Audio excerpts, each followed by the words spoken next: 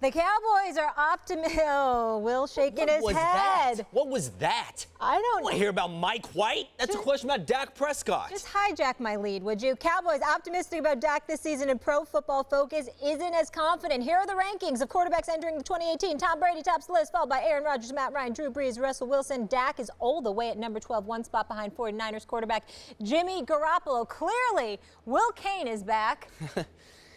How's Dak Prescott doing? Oh, they're all doing great. Mike White, great. Cooper Rush. Like, who cares? Robot Jason came in, didn't know how to answer the question. Clearly, you love your coach. Stephen A., should Jimmy G be ahead of Dak on this list? Hell no. I don't feel that way. Number one. Number two, I could wait to get into my rant, unlike Will Cain, who's not disciplined enough to do so. But no the point is, but I completely feel the way that Will feels about what Jason Garrett had to say. What the hell was that?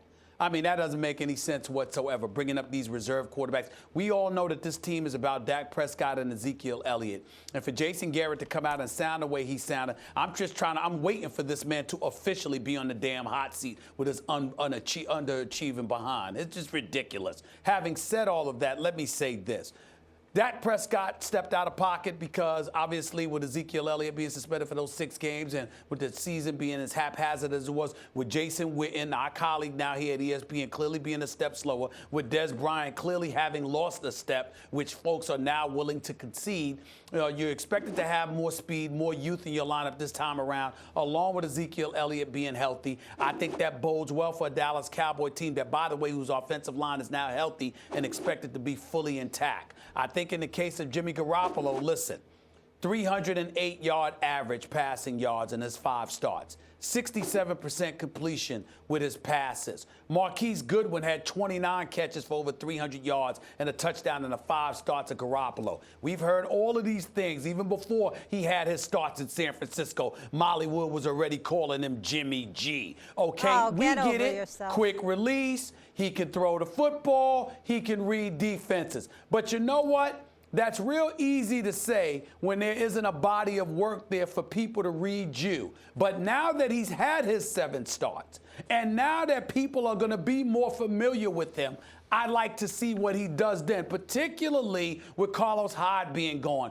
This kid, Jerick McKinnon, who's only had about 14 starts in his career, getting a 4-year, $36 million deal from San Francisco. Pierre Garçon is coming back. I get it. Goodwin is there. He's got good chemistry with them. I get all of that. But now that we're going to see teams familiar with Jimmy Garoppolo, I'd like to see us judge him against Dak Prescott then, not just after a few starts. We shall see. I'm a big believer in Dak Prescott, and I'm sure as Will's about to make the case, I believe he's become really underrated, and even his so-called struggles last year were exaggerated. I like Dak. I like him under pressure. I like him as the leader of a team. I think he's already a good one, and he's going to be a great quarterback. And so it's unfair to put Jimmy Garoppolo ahead of him. It's unfair based on the evidence so far if you were just doing strictly resume. But if you ask me who I'd take right now, I'm taking Jimmy G. And let me tell you why. A lot of it's circumstantial kind of evidence, it's true. And in fact, I'll start there. Bill Belichick liked Jimmy Garoppolo so much that Tom Brady had to go to Robert Kraft to get Jimmy G shipped out of town. Had to go to the owner to undermine Bill Belichick because he saw what was coming. And who wanted Jimmy Garoppolo? Who wound up trading for him? Kyle Shanahan. In other words, an offensive mind saw that guy, said, yup, that guy, I want that guy. Jimmy Garoppolo was 2-0 with the Patriots. It's okay, Matt Castle went 11-5 with the Patriots, you know. Lots of guys can go, you know, Brissett that year went 1-1. He's a pretty good quarterback, I think. But Jimmy Garoppolo was 2-0, okay? Then he goes to the Niners, who couldn't buy a win. This was like, let's not forget what the Niners were last year, because now you look at the record, oh, look at that, 6 wins. No, they're a 1-win team without Garoppolo. They can't win. They're the Cleveland Browns without Garoppolo. You drop Garoppolo in there, they don't lose. They do not lose. He's now 7-0 in his career. He ain't going to be undefeated this year, folks. I'm not saying that. I'm saying think of the football minds who identify him and say, him, not Tom Brady, in the near future, who say, him, we want to build our franchise around him. And then look at what he's delivered. I like Jimmy G. The endorsement is real. Well, maybe the endorsement's real, but Max, you're off brand. You're far away from your core. You're violating your principles. Max, who are you?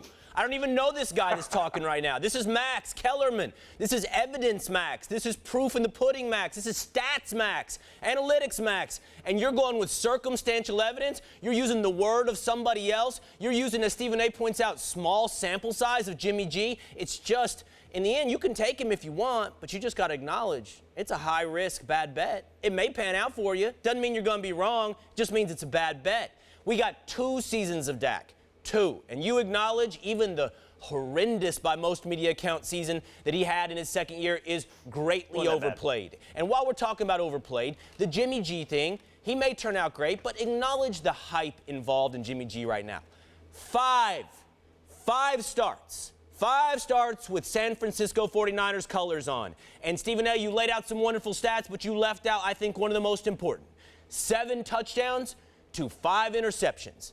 Dak has never, even in this horrendous year, again, by most media accounts that Dak just had, never had a touchdown-to-interception ratio like that.